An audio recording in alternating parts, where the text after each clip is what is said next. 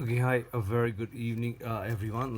Today's tutorial will be on a specific type of sum on your trigonometry. So we'll be discussing on questions where we'll have to go ahead and rationalize. So we are talking about trigonometric sums based on rationalization.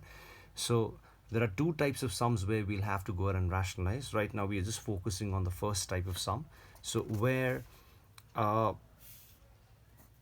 a square root will be there in a question. So anytime if I have a trigonometric question where I see a square root, 100% we should know that a rationalization is what you're supposed to go ahead and do in that kind of a sum.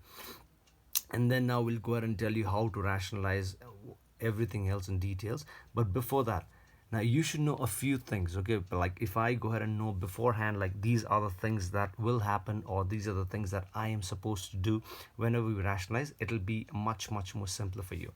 So there'll always be a fraction. Like for example, I said, like let's say for example, I said whenever you have a square root in the question, that is when you're supposed to rationalize.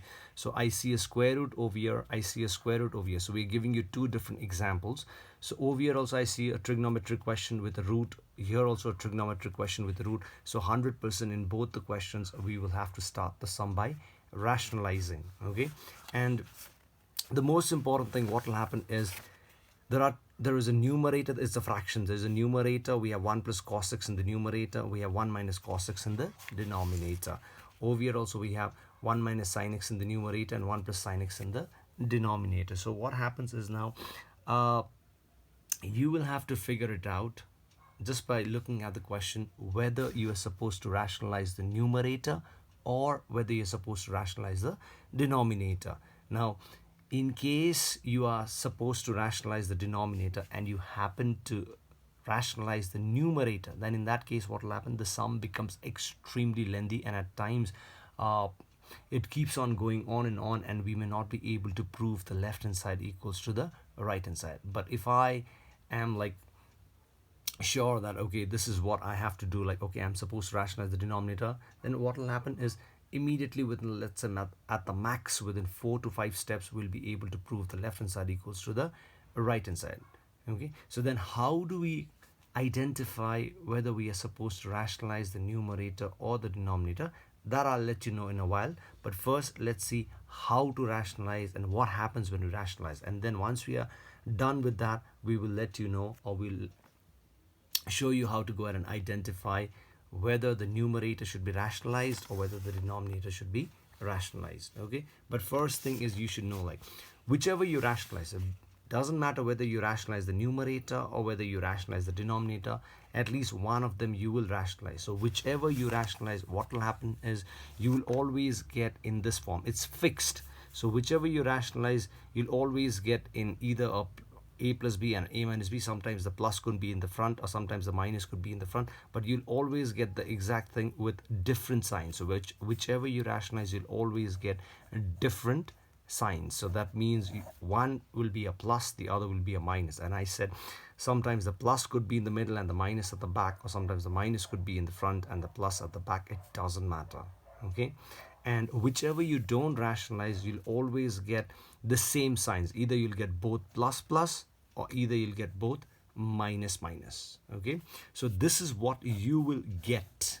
Okay, and once you get this, what are you supposed to do? So whichever you rationalize, you'll either get in this plus front or minus back, or minus front plus back, or whichever you don't rationalize, you'll always get in the same sign. So just remember, the one that you rationalize will have different signs, the one that you don't rationalize will have the same signs. Okay, and then what are you supposed to do is, the moment you go ahead and get in this form, you will get in this form and you're supposed to write it this way. So the once I get in this form, then this has to be written in the form of a squared minus b squared, because everyone knows that the formula of a plus b, a minus b, is a squared minus b squared. So this has to be changed in the formula a squared minus b squared. And the one that you don't rationalize, we said will always get the same sign, either plus plus or minus minus. So if I get both plus plus, then I need to go ahead and express this in the form of a plus b whole square. And if I get both as minus, I'm supposed to express it in the form of a minus b whole square. So the one that you rationalize will have different signs. The one that you don't rationalize will have same signs, plus plus or minus minus. And once I get in this form, you are supposed to write it in the form of a squared minus b squared. And the one that you don't rationalize, either a plus b whole square or a minus b whole squared. Okay, so let's go ahead and just check this question for the time being. Okay, so I'll do both of them. So over here, let's say I will rationalize the denominator. And how do I know? Later on we said we'll let you know, but let's say for example I identified and I know that I'm supposed to rationalize the denominator. And this one, let's say I rationalize the numerator. So right now it's not proving, we're just showing you how to rationalize. Now the first step in your rationalization, what does rationalization mean, is actually getting rid of the root. But how do I get rid of that? Is I just go ahead and check. If I'm rationalizing the denominator, first I copy the question as it is. I copy it exactly in the same manner. And then if I am rationalizing the denominator, then I multiply the denominator, because I've chosen the denominator. So I multiply the denominator by the exact same terms, but the sign in the middle has to be changed. So if it's 1 minus cos x, I multiply the denominator. Why the denominator? Because I have chosen the denominator. So I multiply it with the same 1 and cos x, but if it's a minus, I'll have to put a plus. Okay, and since I've written an extra thing in the denominator, so just to balance the numerator and denominator, I need to put the exact same thing in the numerator also. So that is the first step. That is what we do to rationalize. So supposing over here, if I've chosen the numerator, then what do? I focus on the numerator. So then I first copy the question as it is. And then what do? I multiply. Now it's the numerator. Here it was the denominator, so I multiplied the denominator with the different sign over here. So over here, if it's the numerator I've chosen to rationalize, then I copy the exact same thing, but I change the sign in the middle, so I get this. And then down again, I write the same thing just to balance it. Okay, and now this is the denominator we are rationalizing, and just now I told you that whichever you rationalize, you will get different signs. And if you just check, denominator is the one that we are rationalizing, we are getting different signs. Over here, numerator is the one that we are rationalizing, so we are getting different signs. Okay, and then I said whichever you don't rationalize, you'll either get both plus plus or minus minus. So numerator is the one that I'm not rationalizing, so we are getting both plus plus. Over here, denominator is the one that we are not rationalizing, so we're getting over here plus plus, and we could get minus minus also, it doesn't matter. Okay, so then I said the one that you rationalize will always write in the form of a squared minus b squared. Okay, so the one that we are rationalizing over here is the bottom one. So what we get, a is the first one, b is the second one. So the first one over here is 1, and the second one is over here is cos. So 1 square is a 1 minus cos x into cos x is a cos squared x. So a square minus a b square is what we are getting, because we rationalize the denominator. Over here we are rationalizing the numerator, so my numerator will come in the form of a squared minus b squared. 1 squared is 1 minus sin x into sin x is sin squared x. So the one that we rationalize, we get in a squared minus b squared form. And the one that we don't rationalize, if it's both plus, we get a plus b whole square and a minus b whole square. So this is the one that we are not rationalizing, so it's a plus, so we get a plus b and we get a whole square. And this one we get an a plus b whole square. Had it been a minus, I would have written a minus b whole square.